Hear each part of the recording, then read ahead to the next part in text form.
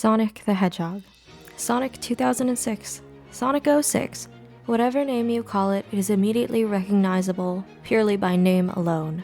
I'm sure you hear the name and immediately think of everything you've ever heard that's wrong about it. This game released 16 years ago, and yet it's still haunted by its own legacy. Sonic 06 is a game that fascinates me. It's a game plagued by issues in development and within the company, but despite seemingly everything going wrong, it has pieces of it that I admire.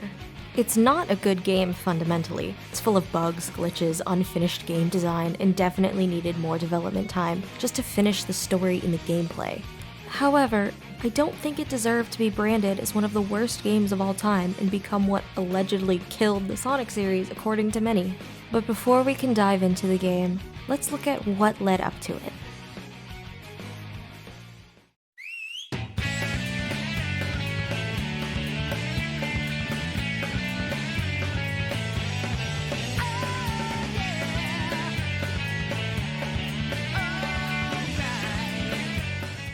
Sonic the Hedgehog took his first steps into a fully 3D world on the Dreamcast on December 23, 1998 in Sonic Adventure.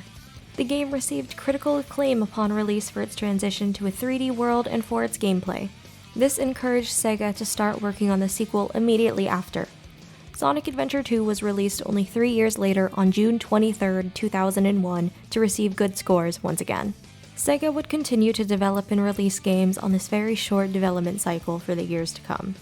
Sonic Heroes released on December 30th, 2003 in Japan and on January 5th, 2004 for North America. Shadow the Hedgehog followed soon after on November 5th, 2005. Sega was becoming known for their short development cycles, even if it meant having to rush out a game in time when it could benefit from a little longer in development. 2006 was setting up to be an important year for Sega. It marked the 15th anniversary for Sonic, and Sega was no stranger to releasing anniversary title games. Sonic Adventure 2 was released for the 10th anniversary of the series, so it felt fitting to do a follow-up for 15 years.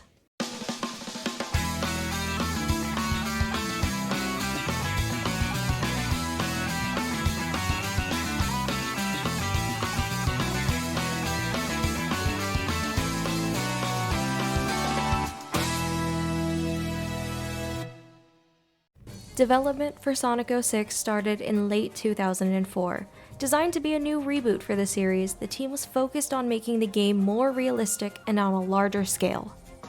The new hardware of the Xbox 360 and the PlayStation 3 meant that they could greatly improve the graphics to make the game look more realistic than any game prior. Combined with using their new Havoc physics engine, the team was inspired to test multiple playstyles as well. To sum it up, the development team was more ambitious than ever. This ambition would prove to be too much for this project, as Sega was insistent on having a 2006 release date. Originally, Sonic 06 was designed to release on the Xbox 360, PlayStation 3, and the Nintendo Wii. Half of the team was working solely on the Wii port, but partially through development, this port was scrapped and the team was tasked with making a new game for the Wii instead, which eventually became Sonic and the Secret Rings. With the team now split on two separate projects, the Sonic 06 team was struggling to finish development in time with the looming deadline hanging over them. Then, in March 2006, series co-creator and the development lead Yuji Naka left Sega. This was an incredibly difficult transition for the remaining development team, who were struggling without their team lead to finish the game. On top of all of this, Sega was keeping the pressure on the team to get the game finished for the holiday 2006 release date. The only way the team could meet this harsh deadline was to cut. And so they did. They cut out everything they could to keep schedule. This meant gameplay features, extra hub worlds, and more were cut down just to reduce development time. Development time was spent just finishing whatever they could. As producer Takashi Iizuka put it, "We didn't have any time to polish and we were just churning out content as quick as we could." Sonic 06 released for the Xbox 360 in North America on November 14, 2006, with the PlayStation 3 release being held back until January 30th, 2007. Both versions were released in Japan on December 21st, 2006. The immediate reception to the game was generally poor by critics and fans alike. The most common points of criticism were the unpolished gameplay, seemingly endless glitches, and a story that felt too unlike Sonic games prior.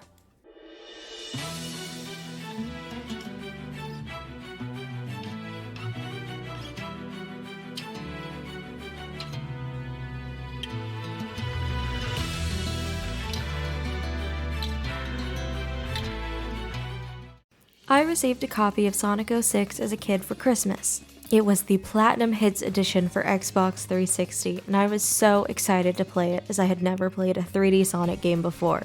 I had only tried and failed at Sonic 2 plenty of times. I remember being impressed by the cutscenes in the hub world of Soliana as a naive little 7-year-old.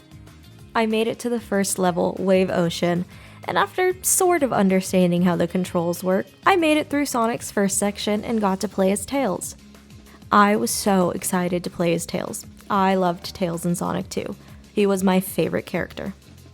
I nearly immediately died because I didn't understand how to control his gameplay. A few frustrating attempts later, I figure out how to finish Tails' section and I get greeted by Sonic again in the new Mach Speed section.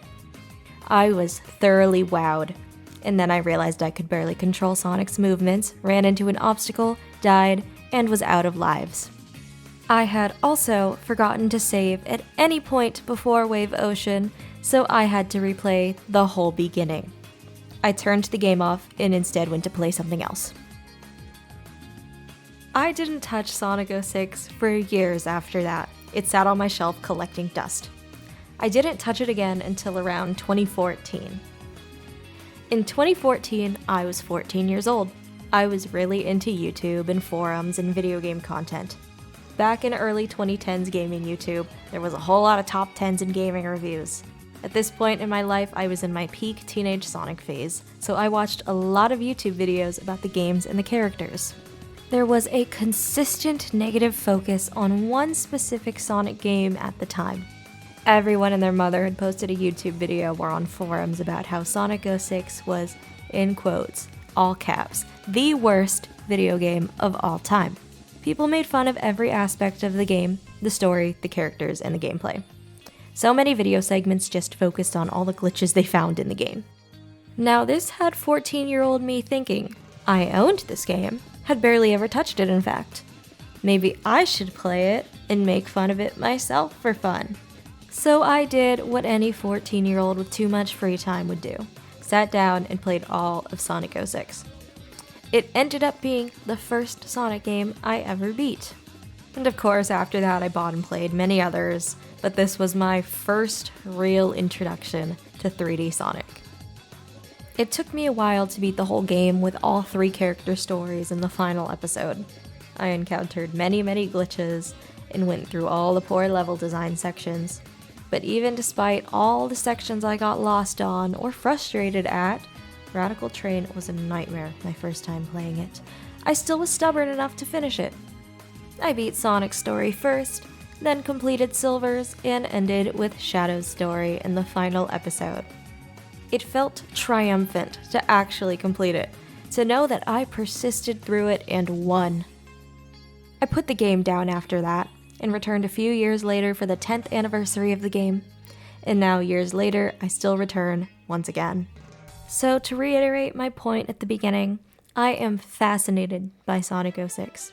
We know the sheer insanity that occurred during development and how the dev team had to just finish what they could.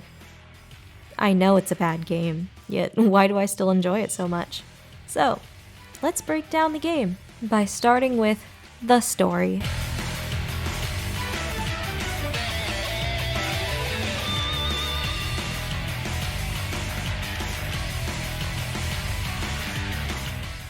In this section, I will be summarizing Sonic's story.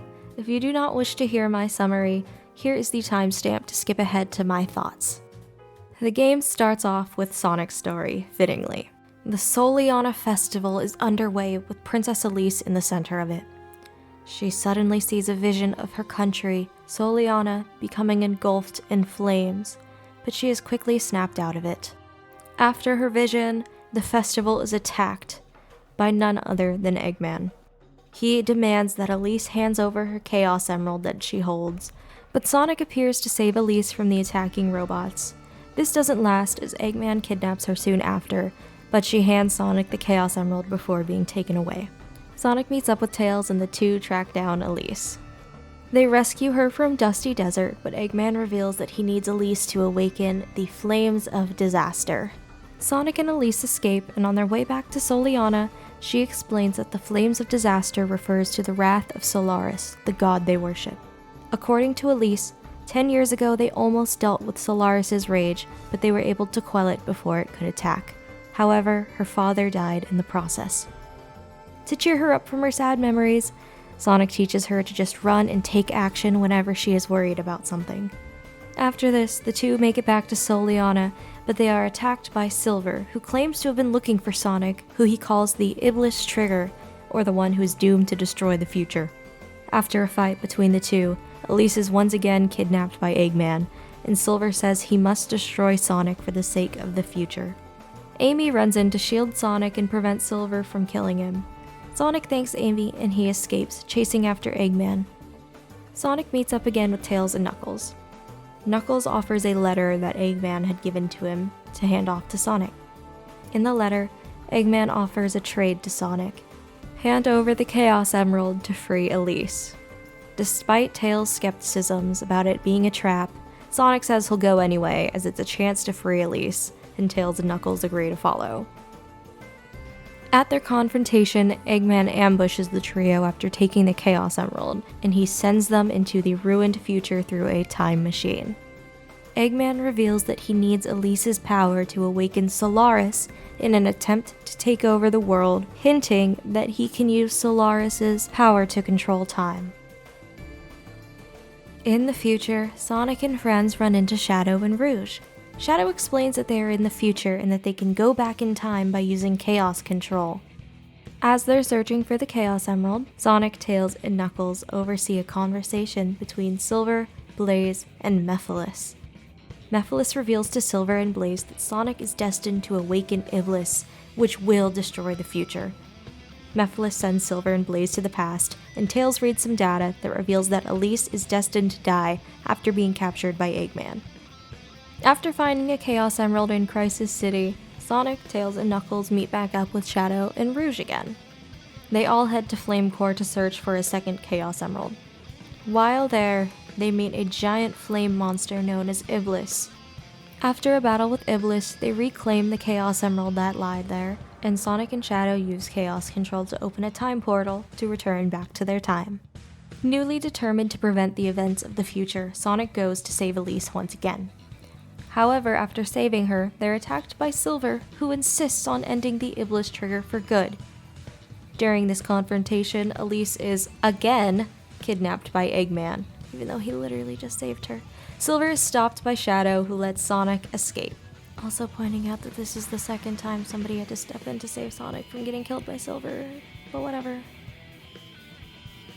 Elise is tired of being held prisoner by Eggman, and having learned from Sonic that she should take her own fate into her own hands, she decides that she would rather die than be held prisoner, and so she jumps out of Eggman's carrier. Luckily, Sonic saves her and they escape from Eggman's robots. While the two head back to Soliana, they stop for a moment in an empty field. Elise opens up to Sonic about how much she has enjoyed their little adventure, and how it helped her feel like she was something other than just a princess for once. She still does love her home and her people, and she reminisces about her parents, as she says she will protect her country for them. She understands that it is her responsibility to protect her country, as her parents did before her. After this, she heads back to Soliana.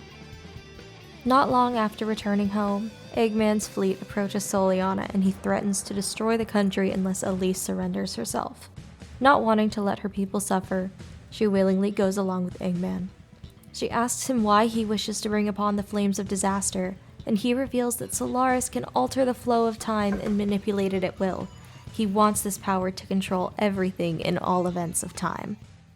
Sonic heads to Kingdom Valley to, once again, save Elise. For the 100th time, I swear.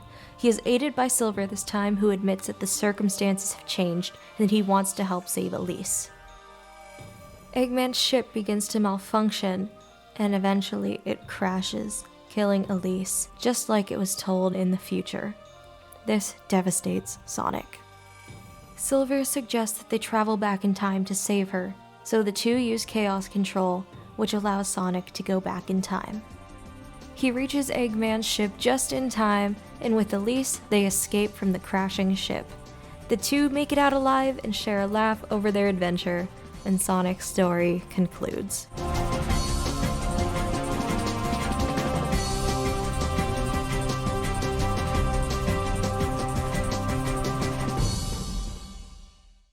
Sonic's story is the weakest of the three character stories to me. It has a lot to set up in explaining the world of Soliana and why Elise is important, but it just falls flat in being a compelling narrative because it's way too repetitive of a story. There's too much back and forth between Sonic and Eggman, and with Elise in the middle of how many times she has to be saved. Elise struggles to be her own character outside of her connection with Sonic. She learns from him and grows as a character throughout the game, but there isn't enough to keep me interested in Sonic's story alone. She may have a tragic backstory with the loss of her parents and the fact that she can't cry or she'll unleash the flames of disaster, but she only gets short exposition dialogue to explain all this before it's back to the status quo of her being kidnapped. Now thankfully, the other character stories help explain some of this, but for this being the first story, I think it needed to explain a little bit more to make her interesting and help the player understand her. So much of the overarching plot of the game is only briefly brought up in Sonic's story. We get to see Mephiles for the first time. We learn about Solaris, we see Iblis, but Sonic's story doesn't dive into it at all. It takes the other character stories to actually explain what's happening. So Sonic's story struggles to be the first one you're supposed to play, because you finish it not really understanding what's happening. Eggman also hardly feels like a threat in this story, because while he has a plan, and he explains his plan about what he wants to do with Solaris, we aren't in the point in the story where we understand what it means. We don't know enough about Solaris or why using Solaris' power is dangerous. And also, we don't even know how he intends to use Elise for her power. It seems like he doesn't even really know what to do for that. Now, while I do like that it is setting up Solaris, with how Eggman mentions that Solaris can control the flow of time, it's just such an easy thing to miss in the story that it feels like it could have been completely written out. Now let's talk about Sonic himself. To me, he always just felt kind of toned down compared to the previous games. He's a little bit more boring than the usual charismatic protagonist we know. But overall, I don't really have an issue with how he's portrayed. Overall, he's still Sonic. But the main thing people will bring up in regards to Sonic's story is Sonic's relationship with Elise. This was a very heavily talked about subject years ago in relation to the game. You could not find any review of the game without somebody mentioning how weird Sonic and Elise's relationship was. Most players hated it. I think it's weird, but mostly I just find it very boring, much like the rest of the story. I think they work much better as a friendship dynamic than a romance, because he definitely inspires her. She learns to open up and become more carefree, but also taking that responsibility. He doesn't worry, he acts, and Elise learns this along the way. But we'll put a pin in their relationship for later, as it'll come back once we get to the final episode. Other than Sonic, Tails and Knuckles hardly get to do anything in the story, which kind of sucks. Tails gets to hang around more than Knuckles does within the story, but Tails doesn't get to do a whole lot, other than, following Sonic around. His most key, important role in the story is finding out what happens to Elise in the future, but other than that, he doesn't do a whole lot. And Knuckles has that one story important scene where he gives Sonic the letter, and then other than that, you could completely rewrite him out of the story and nothing would change.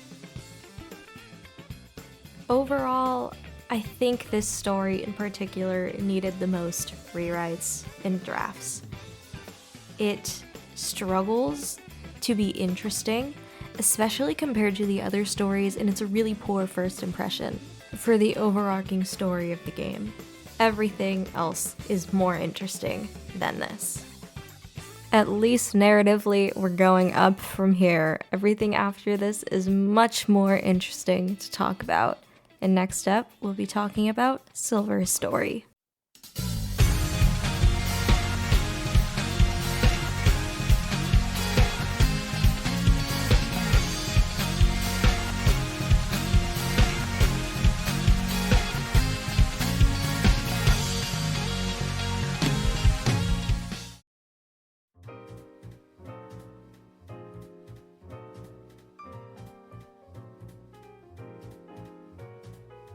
Silver the Hedgehog is our newcomer in this game.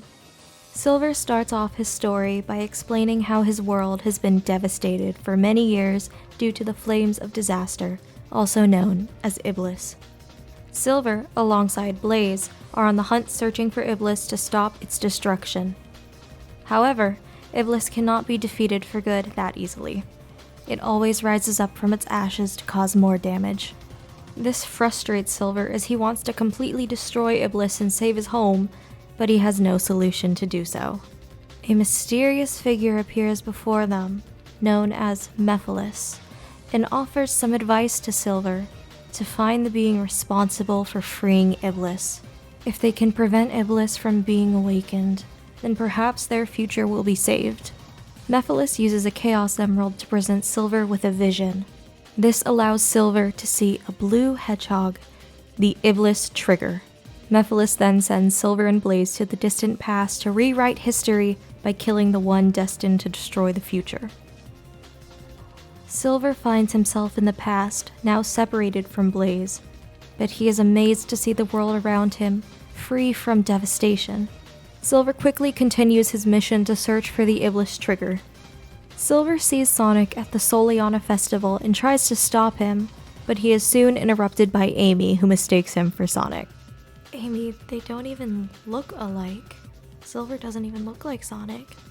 Amy apologizes for interrupting Silver and agrees to help him find the person that he was looking for, even though she doesn't know he's actually searching for Sonic.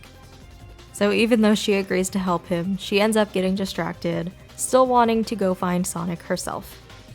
She drags Silver along, much to his displeasure at first, but still, he agrees to help her anyway, as he loves being in the past, and he's enjoying taking in how full of life everything is around him. And so a whole detour ensues of Amy dragging Silver around all the way to the desert, but eventually they make it back to Soliana. In Soliana, Silver spots Sonic and confronts him, calling him the Iblis trigger and saying he must destroy him before he can condemn the future. Sonic and Silver fight, with Silver eventually stopping Sonic from escaping.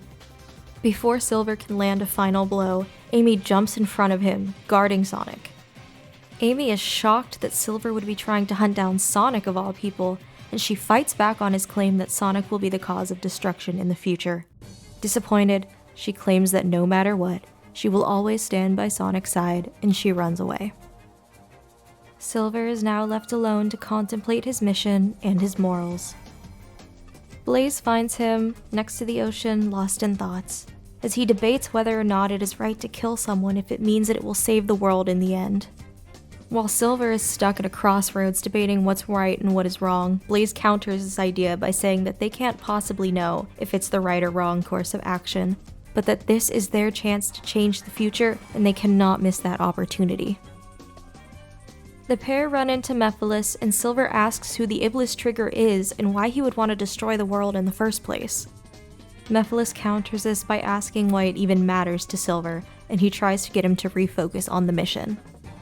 Silver decides that Blaze is right, and so he continues on his mission to find the Iblis trigger, leading him to Radical Train, where he confronts Sonic once again. After another fight, this time they're interrupted by Shadow. While Shadow buys time for Sonic to escape, Silver mistakes him for Mephiles.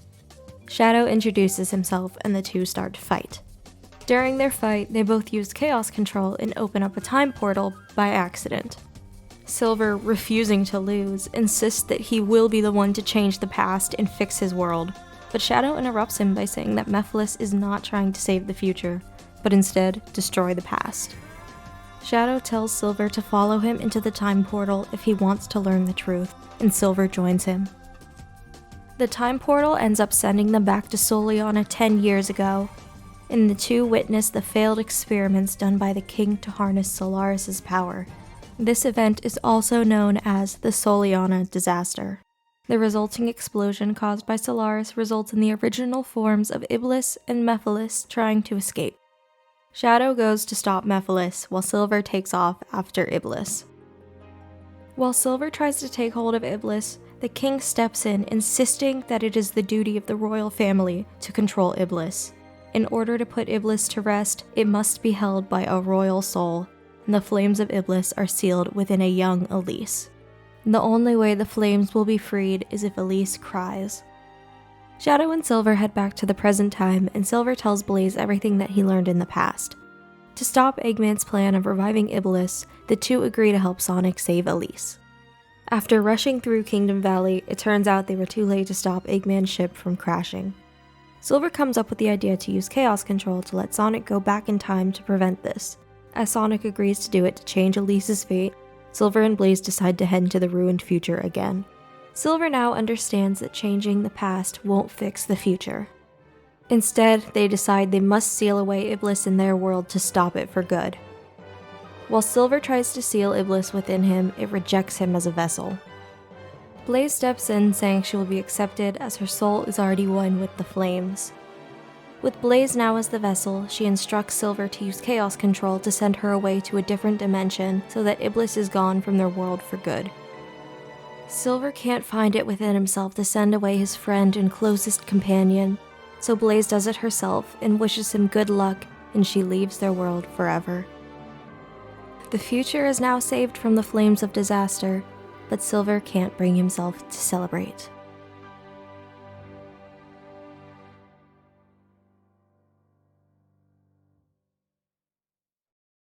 Silver's story really feels like a step up from Sonic's to me. Silver is dedicated to his mission to free his world of peril and destroy what causes the flames of disaster from being released. While he is naive to trust Mephiles, I think it shows that he initially will do anything to save his world, which is why I find him to be such a likable and interesting protagonist. I always liked how genuinely happy he is to be in the past, in a world free from ruin and destruction, and how he just marvels at all of his surroundings. While Amy may not be the most important to the story, I do like that she causes Silver to rethink his actions and morals over his mission. It's an interesting moral dilemma for a main character to have to go through. Is it just to kill someone who will bring destruction to the world in the future? And while we learn that Sonic does not, in fact, awaken Iblis, intentionally anyway, but we'll talk about that later, getting rid of him wouldn't solve their problems in the future. By learning of the past and how Iblis was sealed within a vessel, Silver is able to find the solution to his world's problem. Blaze was always an interesting character for me in this story, as her sacrifice at the end of the story is so impactful. She never returns in the story, not even for the final episode. Sealing herself away with Iblis saved her world, but now Silver is alone. At least in the ruins, he had his friend with him, but now he has to continue on alone. Outside of her sacrifice, though, I do wish Blaze had more to do in the story. Other than occasionally offering advice to Silver, she doesn't get many lines or much input on the situation. It always makes me wonder why she goes along with Mephiles' plan with no hesitation. While I do believe it's definitely in character for Silver to go along with Mephiles' plans with no question asked, but for Blaze, I think she would definitely be more skeptical about it and not trust him immediately. But all of this does let Silver have more room to shine as the main character and go through his own troubles and character development. This story also uncovers some lore about Elise's powers and why she has the Flames of Disaster sealed within her, and how the Flames of Disaster came to be. We learn later on why the king was trying to use Solaris for its powers, but I like how the want to use their literal god's powers at will is what doomed them all to a ruined future. It's also pretty messed up that the last thing the king did before dying was to seal this dangerous god within his daughter, a literal child. She didn't even get a say in it. She was unconscious when it happened. She probably just woke up and was told what happened. We know Iblis can be sealed only by somebody who is accepted as a vessel, and the royal family had claimed to be the ones to watch over it. But it sets up Elise to grow up without her parents, and she can't even cry or else she'll release Iblis. I wish the story explained why Elise crying is what will release the flames of disaster. Because it seems kind of odd that the only known way to release this literal flame god sealed within her is to either die or cry. If it was explained that any extreme emotion can break the seal holding Iblis, I would understand a little more. But crying is just very specific. Anyway, we have one last character story to cover before the final story. Next up is...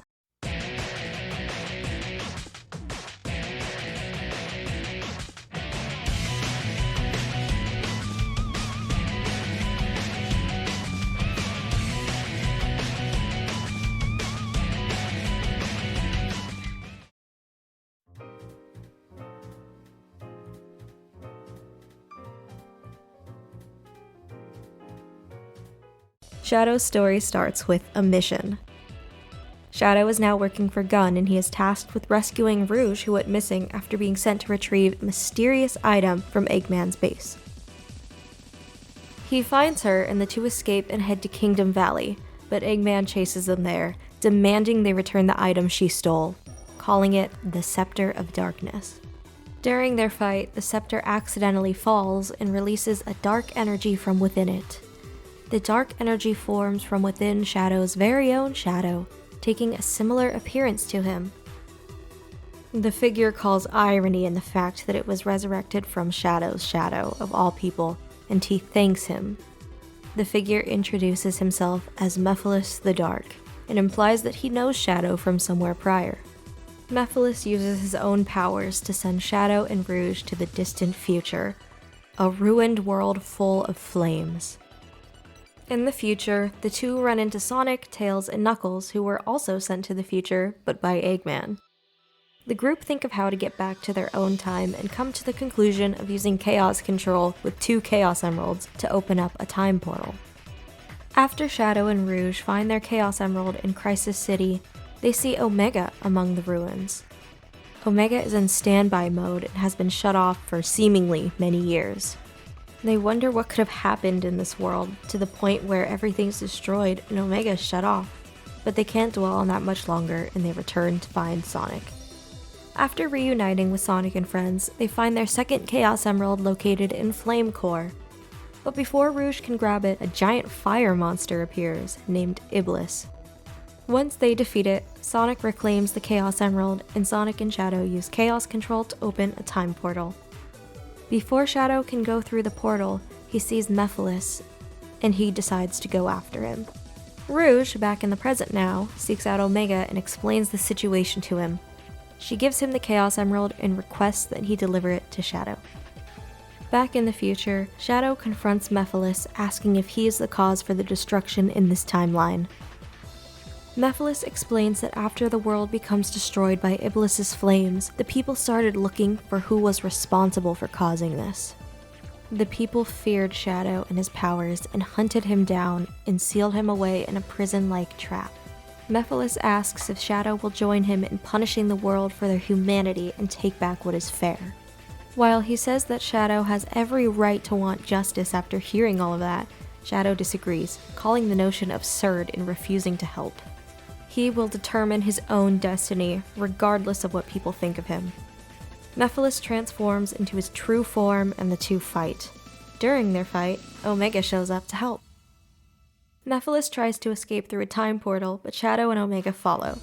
This sends them back to the present time, but Mephiles is nowhere to be seen. They meet up with Rouge and determine that Eggman is looking for Mephiles, so Shadow goes alone to ask Eggman what Mephiles is and why he wants to track him down. Eggman hints at the idea that Mephiles is somehow linked to the Soliana Disaster from 10 years in the past, the Solaris project that killed the former king of Soliana.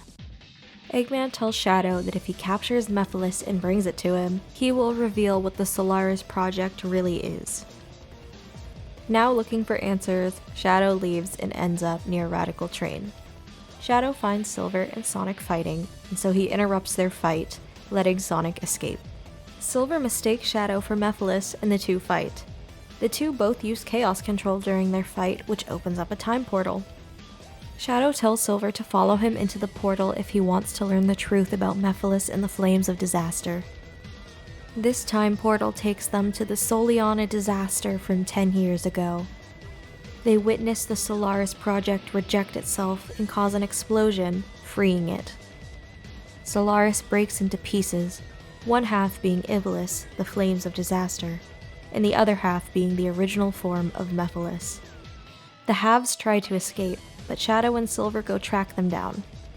While Silver goes after Iblis, Shadow goes to track down Mephiles, but before he can go, the king gives him the Scepter of Darkness to seal Mephiles in. Shadow stops Mephiles with Chaos Control so he can seal him within the Scepter of Darkness. While Mephiles tries to resist, he asks who Shadow is, and Shadow reveals his name. Mephiles vows to find Shadow one day and bring death to him, but he is soon sealed away within the scepter. Shadow leaves the scepter in the past as he already knows what will become of it in the future. By using Chaos Control, they open another time portal, and Shadow goes through it to head back to the present time. Shadow meets up with Rouge again, and he wants to learn what the Scepter of Darkness was made of so he can attempt to seal Mephiles in their time. Meanwhile, Omega has been hunting down Mephiles and has cornered him at Wave Ocean. Mephiles tells Omega that this proves that he was made to stop Shadow. Mephiles admits that Omega is ultimately the one that will defeat and imprison Shadow in the future. Omega reveals this to Shadow and Rouge, and the three have a moment to express their emotions about it. Rouge is upset and calls it unfair that Shadow, who has always been there to help the world, is treated like a monster. Omega responds that people feel like someone is a threat when they are too powerful, and they will become the enemy. Shadow, who has been silent this whole time, tries to walk away, but Rouge interrupts him, telling him that no matter what, she will always stand by his side. He tells her that he will remember her words, and he leaves. The trio head to Dusty Desert to track down Mephiles once more. They deduce that Mephiles is hunting for all the Chaos Emeralds because he can use them to join with Iblis again. Omega remarks that he will stop and seal Mephiles before that can happen. They find Mephiles with the Chaos Emerald, and he offers Shadow one last chance to join him on his side and rewrite the future. Shadow refuses once again, calling it a deceit. Shadow points out that Mephiles only craves destruction, not revenge. After they fight, Shadow attempts to seal Mephiles within the Scepter of Darkness, but this fails and the scepter shatters. Mephiles is now too powerful to be sealed away. He tells Shadow that he cannot stop him, and it's futile anyway as the world will betray him in the end. Why would Shadow even want to fight to save the world when it doesn't matter and the people will still view him as the enemy anyway? Shadow says that if the world chooses to become his enemy, then he will fight like he always has. He removes his inhibitor rings, and he, alongside Rouge and Omega, fight through the hordes of Mephiles clones, as Shadow's story concludes.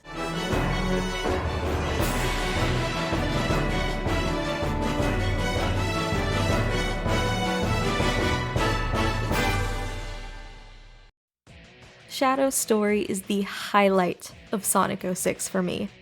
It not only serves as a conclusion to Shadow's story arc all the way from Adventure 2 to 06, but it is another Team Dark storyline. And I love Team Dark stories. They are such a fun combination of characters. Shadow has such an interesting plot following him. In his story, we learn who Mephiles really is and what his motivation is. Not only was Mephiles deceiving Silver, but he was actively taunting Shadow along the way to try to get him to side with him. Having Mephiles show Shadow what his future holds, and that Omega of all characters will be the one to seal him away, is heavy. He knows Shadow's power and he wants him on his side. Mephiles this whole time has been plotting out how to get rid of the people who are the most of a threat to him. Use Silver to kill Sonic. With Sonic gone, he's not a threat. And Sonic is the key to having Elise unleash Iblis. And then Silver will be on Mephiles' side, as Silver thinks that Mephiles is trying to help save the future. And then have Shadow side with Mephiles, so that he's not going to be a threat to take him down. I like that we know that Mephiles is just scheming this whole plan from the sidelines, having everyone do the work for him to help take out the people that will be the biggest threat to him. And we know Mephiles only cares about releasing Iblis so that he can form again with Iblis to become Solaris once and for all. But we'll get to that again later. Now, the main issue with Mephiles' plan is that Shadow doesn't buy it. Shadow will never team up with Mephiles. Shadow has spent the last several games coming to this point in the story where he does what he's gonna do. He's not gonna be somebody else's pawn. Shadow throughout this whole story is just trying to understand who and what Mephiles is from the beginning. But along the way, he learns that the people will blame him and fear him for his power and try to stop him, even if he has had no involvement.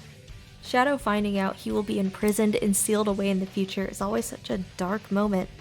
But I always like that Shadow just disregards it anyway in the moment after the initial shock. The real moment that gets to him, however, is the reveal that Omega will be the one to seal him away. His silence in the scene shows how deeply this affects him, even if he may not verbally express it. It's such a sad realization that the person that will be hunting him down is his own friend. Rouge's comments during this scene stick out as well. She's always been there to help and support Shadow, and her reaction to the news is to be upset and call it unfair, and she's right. Even if Shadow has been there to help the world for years, he will still always be unfairly treated as the villain. Her comment that no matter what happens or what people think about him, she will still stand by his side just hits hard. I really believe in the connection and friendship that these characters have together. The ending of the story is always so good too. Mephiles asking why Shadow would even bother when it's pointless to save the world, only to have Shadow counter by saying that no matter what happens, he will fight like he always has, is such a powerful character moment. To me, it just feels like everything this character has gone through in previous games has led up to this moment. He now fights for what he believes in. And all this combined with the fact that he takes off his inhibitor rings to continue the fight is just such a great way to end it. And he's even backed up by his friends, and they will fight alongside each other in the end. But now that we've gone over all three of the character stories, it's time to go over the last episode.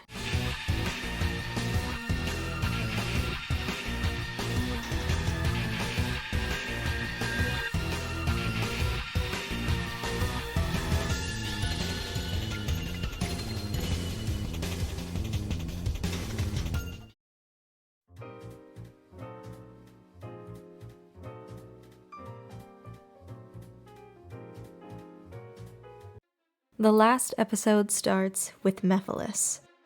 He finds Sonic and Elise together, he distracts them, and with his power, he kills Sonic with one strike. This causes Elise to cry, releasing the flames of disaster that were sealed within her. With Iblis now free, Mephiles can join with it again.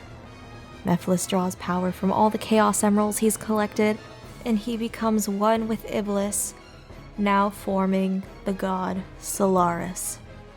Solaris' power distorts time and space, and Tails, Knuckles, Amy, Silver, Shadow, Rouge, Omega, and Eggman were all caught in the distortion. As they all try to make sense of what's just happened, they turn around to see Elise, still mourning over Sonic, whose body lies beside her. The group are shocked and horrified over learning what's happened to Sonic. But Solaris will consume all the timelines if not stopped soon. Solaris would need to be stopped in the present, the past, and the future at the same time. Silver is determined to find a way to defeat Solaris in each time period, but Shadow says it would have only been possible if Sonic was still with them.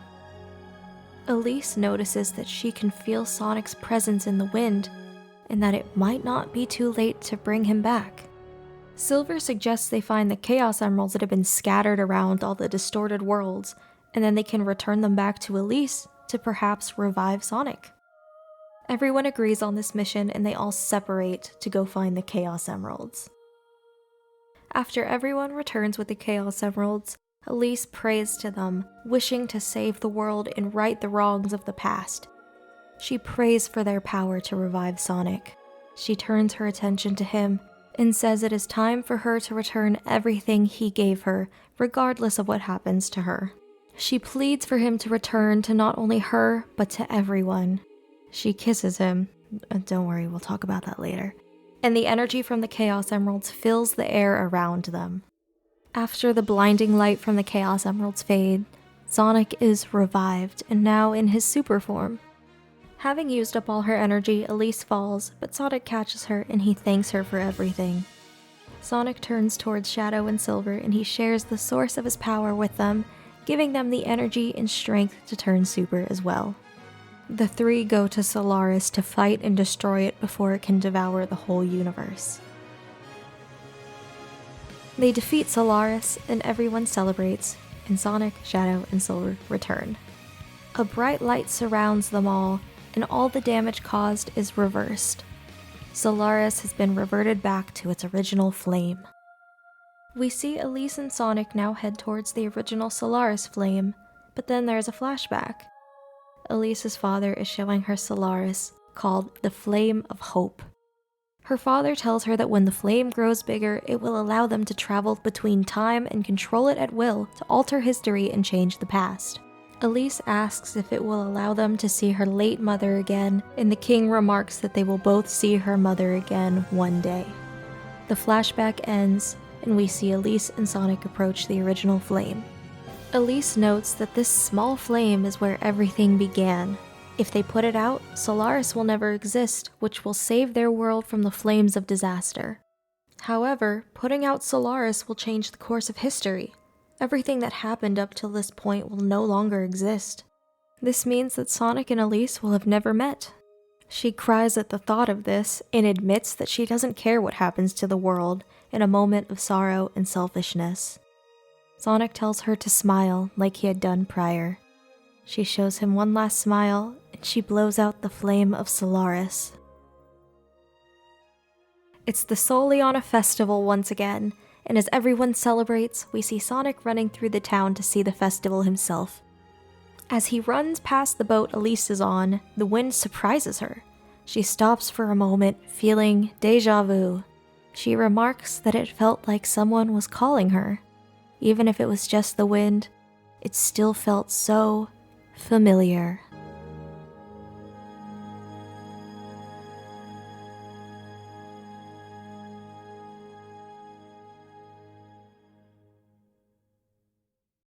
The final story wraps up all the conflict quickly and easily. Mephiles finally achieves his goal of unleashing Iblis by having Elise cry. I always will think it's crazy that they actually killed Sonic. Yeah, he gets revived, but how many times do you see Sega, or really any company, do something like that? Silver being the first one to suggest finding ways to defeat Solaris, and also to be the one to convince Elise that she can revive Sonic, is just so fitting. Silver is such a problem solver, I love it. Now, the main talking point here for everyone is the revival scene. I think it makes sense for Elise to be the one to revive Sonic, and everything is all fine and good until the kiss.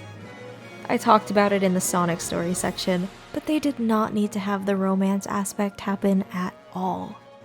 It makes so much more sense for it to be a friendship where he just inspires her adventurous side to help her stand up for herself and her people, and not be so much of a romance. And why did she have to kiss him to bring him back to life? Could the Chaos Emeralds not have done their job sooner? People are really hit or miss on the ending as well, where it, reverses everything that happened in the game. I do like in the end that everything resets itself. They effectively reset the timeline by putting out Solaris, because their current timeline as they knew it would not be able to exist without Solaris. At various points in the story, we see characters learn that they cannot alter history by changing the past. Both Silver and Shadow experience this at various points in their stories. Silver learns that he must seal Iblis in his future, and Shadow decides he must fight Mephiles in his present. A big part of the story of this game is how the past affects the future and how, when given the chance, people will look to change the events of the past rather than confront the present circumstances. We see this with Elise's father in the Soliana Disaster. He wanted to harness the power of Solaris for selfish reasons and change the past.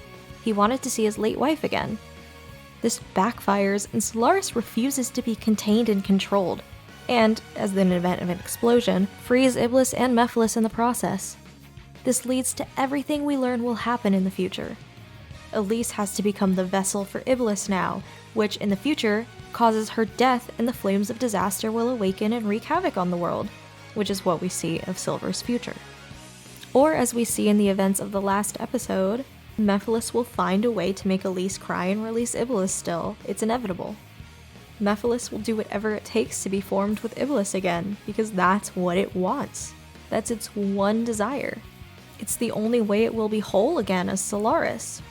If the Solaris project had never happened, it never would have split.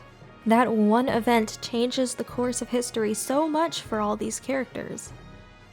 Silver even falls victim to the idea of thinking he could change the past to fix the future, but throughout his story he learns that that actually will not work and that he needs to seal Iblis in his time. Mephiles tells Shadow everything that's going to happen to him in the future, and even if his fate is destined to be something awful, Shadow doesn't dwell on it, because the future doesn't matter to him yet. Shadow has learned to focus on the present and not focus too much on the past or the future.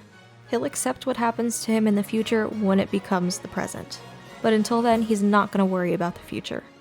It's a message of learning to confront the present instead of dwelling too much on the past, and I like this message a lot. It's so easy to get stuck in what happened in the past and linger on regrets rather than look towards the future for change. But now that we've covered all of the story sections, I think we'll move on to the gameplay.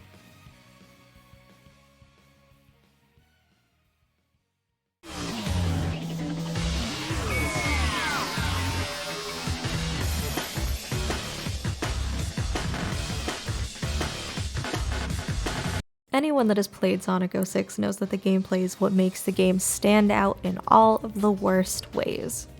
When people think of this game, they usually think of how glitchy and unfinished it is, and there are so many other YouTube videos that can tell you everything about it and what makes it wrong and unfinished and terrible to play.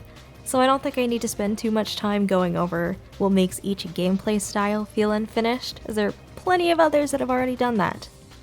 But to summarize quickly, each character story has 3 playable characters within it. Sonic's story lets you play as Sonic, Tails, and Knuckles. Silver's story lets you play as Silver, Blaze, and Amy. And in Shadow's story, you play as Shadow, Rouge, and Omega. Now that's a lot of playable characters is what I'm hearing you say.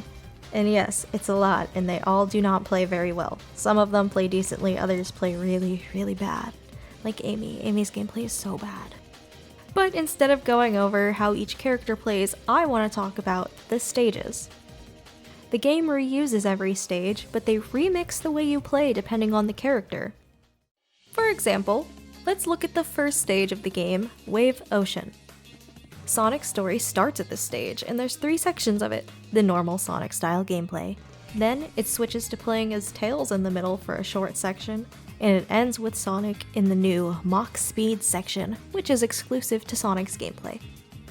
We also see the stage one more time in Sonic's story.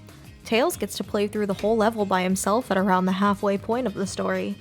The level design changes to reflect Tails' playstyle, but it's a much shorter level than the first time. In Silver's story, Blaze is actually the one that's used for this stage. You only play as her, and Silver never goes through Wave Ocean. Blaze's Wave Ocean stage is similar to Sonic's version, mimicking their similar gameplay styles. It is also a shorter variant of the stage. In Shadow's story, Shadow goes through the stage in a 3-section structure, like how Sonic's played. Shadow starts the stage by using a glider and shooting down enemies. The second section has you play as Omega, before switching back to Shadow. In the last section, you play as the normal Shadow gameplay style. Shadow's gameplay is very similar to Sonic's, but it's like slightly more combat focused. He also does have some of his Chaos abilities returning from Shadow the Hedgehog. And as I mentioned, Shadow's gameplay sometimes involves using vehicles, and I actively avoid using the vehicles if I can, because they control so poorly. Anyway, the last time we see Wave Ocean is in the End of the World stage, which I'm going to be talking about soon. Rouge has her section in the stage in Wave Ocean, and her section is very different to the rest of the times we see it until the end, where it mimics Tails' section.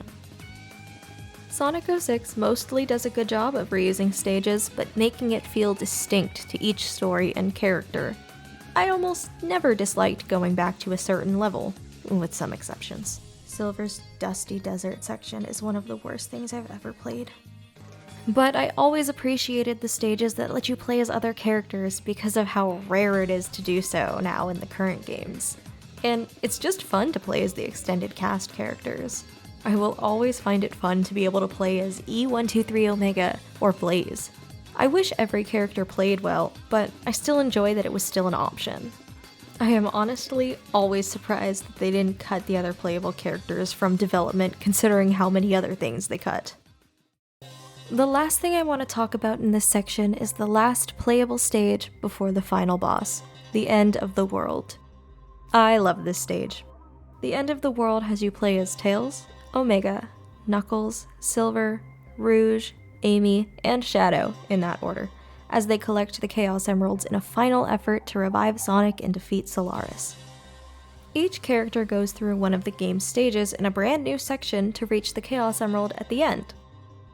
Tails goes through Crisis City, Omega to Flame Core, Knuckles to Tropical Jungle, Silver to Dusty Desert, Rouge to Wave Ocean, Amy to White Acropolis, and lastly, Shadow at Kingdom Valley. I appreciate that they've made brand new versions of the stage for each character instead of just reusing it, which would have been really easy to do for characters like Silver and Shadow who have already had to play through these stages. And I feel like most of the stages are short enough that they don't overstay their welcome too much.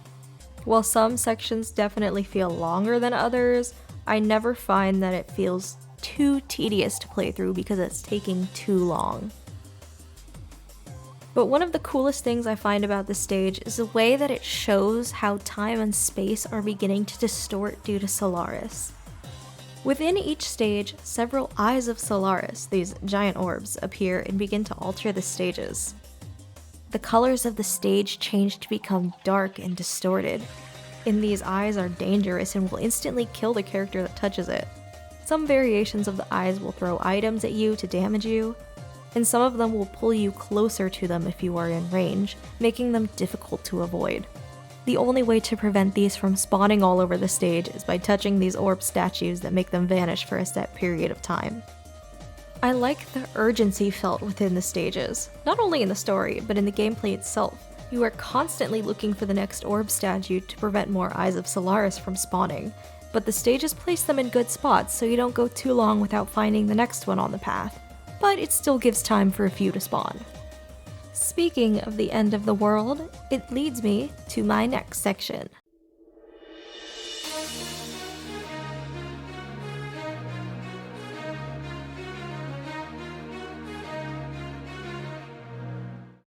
Sonic 06 has an amazing soundtrack, and I could talk about it all day, but I just wanted to highlight a few songs. The End of the World conveys emotion through characters and the music. Look at any YouTube video of the music for this stage, and you'll see plenty of comments about how the music reflects each character. Each section of the song corresponds to a character. Let's break down each section of the stage for each character.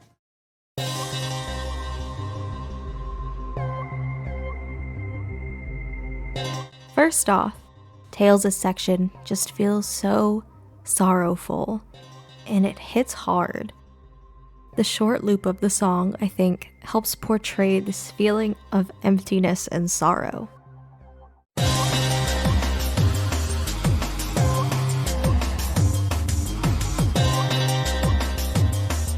Omega's section builds off of Tails' and makes it more intense, more focused. Omega is focused on his mission to find the Chaos Emerald.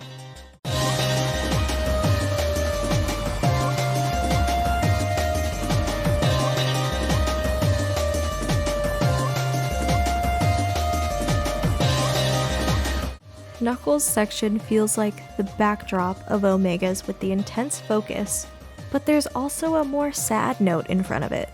He's focused on finding the Chaos Emerald as implied by his dialogue, but he's still sad deep down over losing his friend.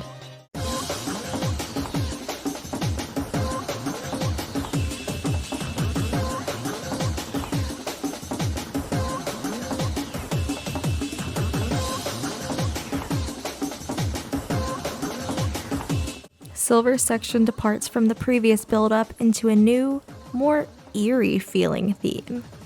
As if everything he's done up until now was for nothing, but that still won't stop his determination.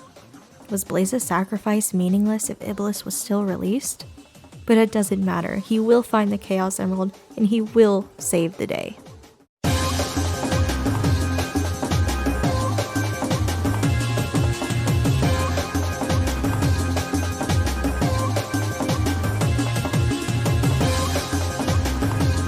Rouge takes the bass of Silver's section and adds a new melody. It also has hints of a sad melody in them, but Rouge can't let that show, not when she's on a mission.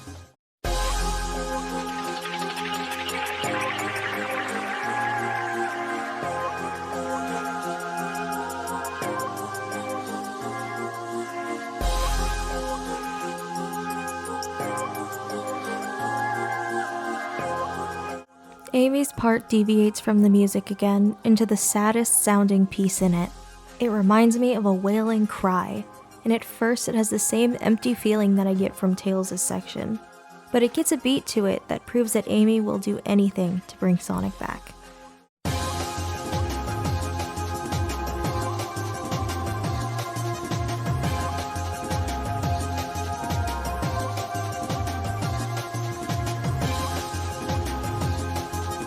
The song ends with Shadow's section. Shadows builds off of Amy's section with an added intensity. The emotion is still there, but regardless, Shadow will see it through to bring back Sonic and save the day. This is one of my favorite songs in the soundtrack for how it reflects each character and their emotions on the situation. The use of his world as a leitmotif is present throughout most of the game, and it's pretty easy to point out most of it. His world is Sonic's theme in this game, so many times where he's on stage, we'll hear it. One of my favorite uses of this song is in the song Sonic Appears, a 54-second song that plays in the first cutscene of the game. Despite its short runtime, it fits Sonic's introduction so well.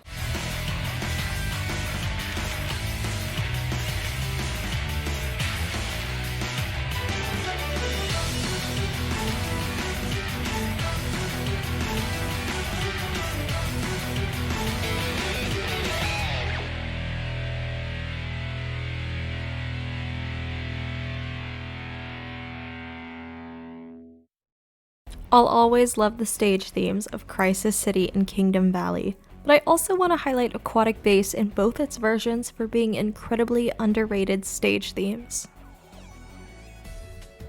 If you take away anything from this video, just listen to the whole soundtrack. It's so good.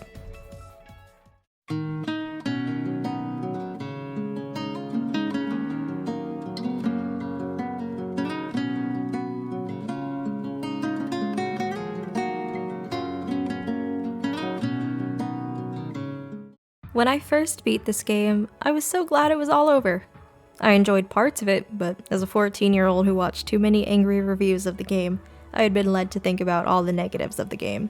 It was buggy, controls were bad, the story was all over the place, etc, etc.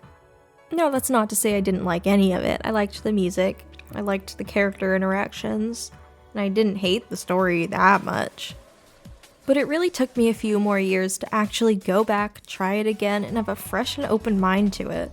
On a replay, something started to mesh for me. I was enjoying the story and actually paying attention to it this time. I loved all of the characters and their own individual character arcs that they were going through in the story. I loved Shadow and Silver's stories. I didn't hate Elise or everything she stood for in the series. I actually kind of liked her story. So now, many years later, I look back on this game with fondness. I can see it in the bigger picture, all the good and all the unfinished. I do think with more time in development, it could have been something special. As an adult now, I prefer to look at the positives of this game, because everyone has already pointed out everything wrong with it for the last decade. And while I could sit here and name every single gripe I have with the game, I just would prefer just to discuss the things I like more. And that's not to say I don't recognize any of the flaws of this game, because trust me, I do. I've played this game more than once. I've gone through glitches, bugs, bad gameplay, bad characters. The story is not always very good. So I understand what its flaws are and why people think those flaws are so damaging. But I am happy that this game has shifted in the fan base from irredeemable garbage to a flawed but very ambitious game. With remakes like Project 06 showing how the gameplay can be updated and improved, people are finally open to seeing what this game could have been. I love the work done with Project 06 and I can't wait to see where it goes from here. After Sonic 06, the quote dark era of Sonic continued for a few more years. We saw Sega continue to be ambitious with Sonic's storytelling in the storybook games and Sonic Unleashed, but in 2010, everything changed with Colors. Sonic Colors marked the start of the modern era of Sonic games, and everything experimental of the Dreamcast and Dark era were scrubbed away. While I long for Sega to return to those eras for inspiration, I suppose that could be a video for another day. In conclusion, I like Sonic 06. I like how much it tried to do something grand. Even if it didn't go according to the original plan, I respect their efforts, and I will forever love returning to his world.